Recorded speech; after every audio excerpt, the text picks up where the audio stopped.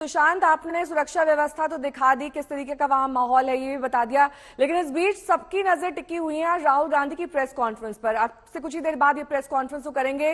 महंगाई मुद्दा तो होगा ही इस प्रेस कॉन्फ्रेंस का, लेकिन साथ ही साथ जिस तरीके से कल राहुल गांधी मुखर हुए थे, उन्होंने कहा था कि ईडी की कितनी भी जांच हो जाए हम डरेंगे नहीं, हम झुकेंगे नहीं। ईडी की जांच को लेकर भी क्या आज इस प्रेस कॉन्फ्रेंस में वो कुछ कह सकते हैं? देखिए नेहा, जिस तरीके से आज राहुल गांधी तकरीबन 9:30 बजे के आसपास कांग्रेस मुख्यालय के बाहर कांग्रेस मुख्यालय में अपनी प्रेस कॉन्फ्रेंस को जो है संबोधित करेंगे, लेकिन उसमें सबसे बड़ा जो मुद्दा रहने वाला है वो महंगाई, बेरोजगारी और जीएसटी, इन तमाम मुद्दों पर जो है वो सरकार को घेरेंगे। हालांकि कल जिस तरीके से उन्होंने आज तक से बातचीत में उन्होंने साफ तौर पर कहा कि दिल्ली देश भर के अंदर जिस तरीके से ईडी की रेड्स की जा रही है उससे कांग्रेस और कांग्रेस के नेता डरने वाले नहीं है, और एक मैसेज केंद्र सरकार को देने की कोशिश जो है वो यहाँ पर राहुल गांधी देते हुए नजर आएंगे।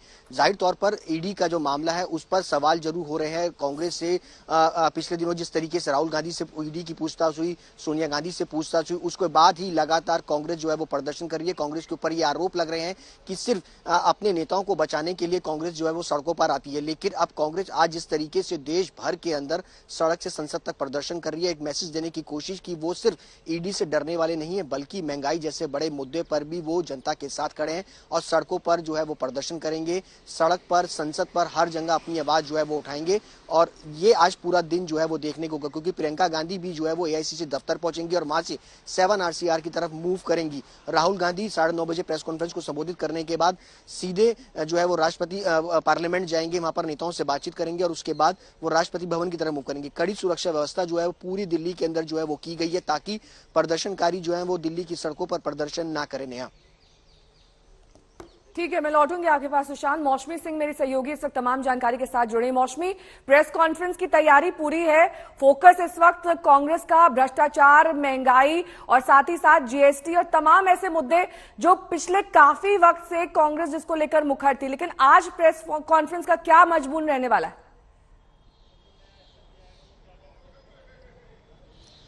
देखिए, लगातार कांग्रेस पर यह आरोप लगाया जाता था कि कांग्रेस पार्टी सोशल मीडिया और ट्विटर पर ही सिमट कर रह गई है, लेकिन जिस तरह से राहुल गांधी और सोनिया गांधी को ईडी का समन आया, एक तरीके से नेहा ऐसा लगता है कि कांग्रेस पार्टी के कार्यकर्ताओं में कम से कम कुछ जान फूकी गई है, पार्टी के संगठन में कुछ जान आई है, क्योंकि सड़क पर कांग्रेस पहले ईडी को लेकर प्रदर्शन करती हुई नजर आई, और जो पुलिस और कांग्रेस कार्यकर्ताओं की बीच में हमने रस्साकशी देखी, उसका ही नतीजा आप अपने टीवी स्क्रीन पे देख रहे हैं। दर्शकों को हम बताना चाहेंगे कि पीछे देखिए एक बैरिकेड है, ये जहां पे हम खड़े हैं ये दूसरा बैरिकेड है, और अश्विनी जरा आपको घुमा के दिखाएंगे, वो तीसरा बैरिकेड है।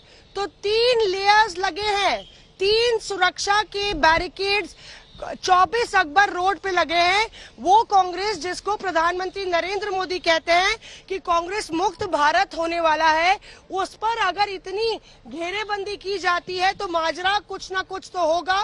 कम से कम कांग्रेस कार्यकर्ता इसी को लेकर राहत की सांस ले रहे हैं कि हमने हंगामा खड़ा किया। अब बात करते हैं राहुल गांधी की प्रेस कॉन्फ्रेंस 20 मिनट में होने वाली है, और ये पहली बार होगा काफी समय बाद जब राहुल गांधी कांग्रेस एआईसीसी दफ्तर से इस तरह कम से कम मानसून सत्र के दौरान प्रेस वार्ता कर रहे हैं।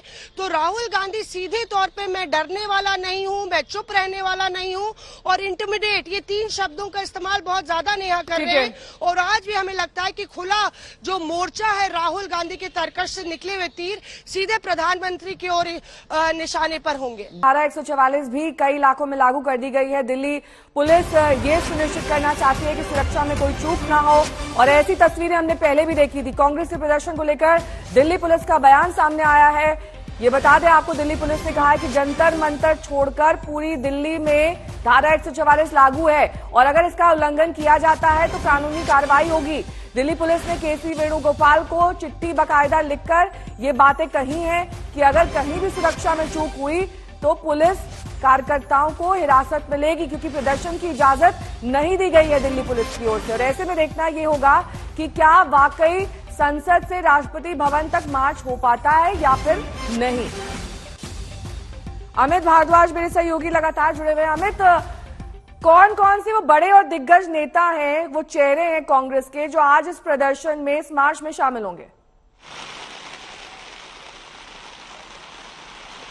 जी देखिए, एक बहुत अहम बात दिख रही है कि न केवल दिल्ली पुलिस कांग्रेस के प्रदर्शन को रोकने के लिए आज मुस्तैद है, बल्कि मौसम भी कुछ इस तरह से दिख रहा है कि बारिश हो रही है दिल्ली में। तो ऐसे में देखना होगा कि कांग्रेस के कितने कार्यकर्ता सड़कों पे उस सवाल को लेकर उतरते हैं जिसके बारे में राहुल गांधी लगातार बात कर रहे हैं और कांग्रेस के सांसद संसद में उठा रहे हैं। आज संभवतः यही पूरी संभावना बनी हुई है कि जितने सांसद हैं कांग्रेस पार्टी के, वो पार्लियामेंट से राष्ट्रपति भवन की तरफ मार्च करने की कोशिश करेंगे। विजय चौक से मार्च शुरू होने की संभावना है लगभग 11 बजे, और दूसरी तरफ दूसरा मोर्चा एआईसीसी से खोला जाएगा। यानी कि दो तरफा प्रदर्शन होने वाला है कांग्रेस पार्टी के द्वारा।